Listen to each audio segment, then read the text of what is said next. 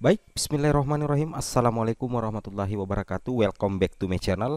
Jadi pada kesempatan kali ini Bapak Ibu ya, kembali lagi kami akan mengupdate informasi terbaru terkait lagi-lagi P3K Guru tahun 2022. Jadi di sini melanjutkan video kami baru-baru saja yang kami upload barusan. Di sini kami akan kembali mengupdate pertanyaan dari rekan-rekan subscriber, kenapa ada daerahnya yang belum kami sebutkan. Di sini kami akan mengupdate kembali data Kemendikbudristek sekitar 40%, 60% yang daftar usulan kuota P3K 2022. Apakah ini kurang aman? Jadi di sini kami akan lampirkan daftar Pemda yang pengusulannya itu baru 40% sampai 60%, artinya di bawah 80% ya. Nah, jadi tentunya Bapak Ibu bisa mencerna sendiri apakah ini masuk dalam kategori aman dan atau aman. Nah, terkait dari pertanyaan subscriber kami, bahwasanya ada yang bertanya tadi di kolom komentar, apakah ada link untuk mengecek usulan kuota P3K dari setiap Pemda yang ada di Indonesia? Tentunya kami belum mendapatkan informasi itu Bapak Ibu ya. Tapi ketika kami mendapatkannya nanti, kami pasti akan mengupdate hanya di channel ini, seperti itu ya. Jadi bagi rekan-rekan yang baru menemukan atau baru mampir di channel kami yang sangat sederhana ini, silahkan tekan saja tombol subscribe-nya, tidak ada ruginya, dan aktifkan lonceng notifikasinya agar setiap hari Bapak Ibu bisa mendapatkan informasi terupdate dari kami. Baik, kita langsung to the point saja ke informasinya.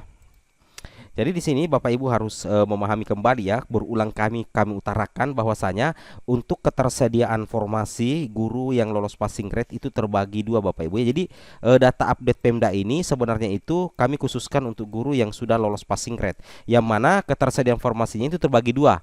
Kami sudah bahas di video sebelumnya ya, tapi tidak apa-apa kita ulangi lagi. Jadi yang pertama itu ada kondisi aman, ada sekitar 203 Pemda atau sekitar 40% atau 20.109 guru yang aman. Kalau dikatakan kondisi aman berarti hampir pasti Bapak Ibu ya akan menempati formasi tanpa tes dan kemungkinan besar bisa menjadi ASN P3K di tahun 2022 ini.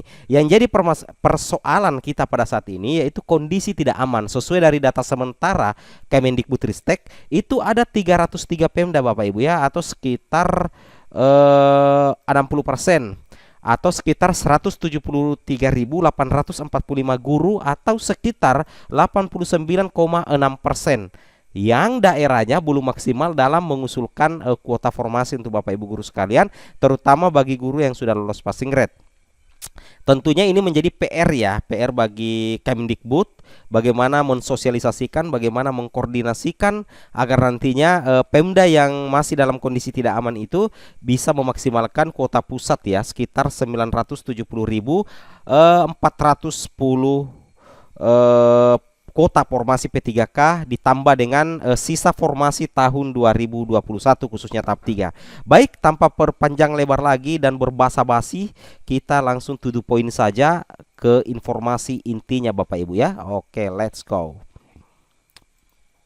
Jadi di sini kami akan bacakan secara mendetail ya, agar Bapak Ibu bisa mendengarkan apakah daerah Bapak Ibu itu masuk dalam 31 Pemda yang telah mengusulkan 40% sampai 60% formasi dari kebutuhan. Yang pertama itu adalah Provinsi Aceh, instansi Kabupaten Aceh Singkil, kemudian Provinsi Aceh lagi, instansi Kabupaten Pidijaya Jaya, kemudian Provinsi Bali, instansi Kabupaten Karangasem, kemudian Provinsi Bali, instansi Provinsi Bali, Provinsi Bengkulu, instansi Kabupaten Labong, Provinsi Jawa Barat, instansi Provinsi Jawa Barat, Provinsi Jawa Tengah, instansi Kabupaten Jepara, Provinsi Jawa Tengah, instansi Kabupaten Karanganyar, Provinsi Jawa Timur, instansi Kota Pasuruan, Provinsi Kalimantan Utara, instansi Provinsi Kalimantan Utara, Provinsi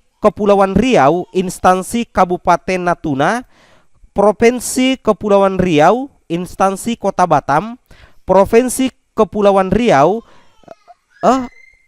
instansi Kota Tanjung Pinang, Provinsi Maluku Utara, Provinsi Maluku Utara, Provinsi Nusa Tenggara Barat, instansi Kota Bima, Provinsi Nusa Tenggara Barat, instansi Kota Mataram, Provinsi Nusa Tenggara Timur, instansi Kota Flores Timur, Provinsi Nusa Tenggara Timur, instansi Kabupaten Kupang.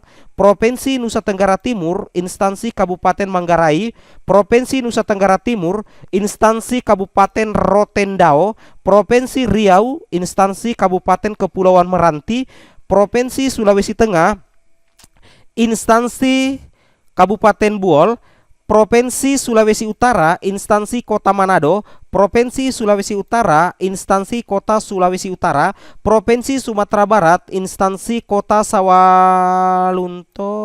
Provinsi Sumatera Selatan, instansi Kabupaten Banyuasin. Provinsi Sumatera Selatan, instansi Kabupaten Empat Liwang. Provinsi Sumatera Utara, instansi Kabupaten Deli Serdang. Provinsi Sumatera Utara, instansi Kota Nias Barat. Provinsi Sumatera Utara, instansi Kota Sibolga. Nah, inilah 31 Pemda Bapak Ibu ya yang telah mengusulkan 40% sampai 60% formasi dari kebutuhan. Nah, apakah ini masuk dalam kondisi aman? Yang jelasnya lebih aman ya kalau yang 80% sampai 100%. Baik, kita langsung lanjut lagi.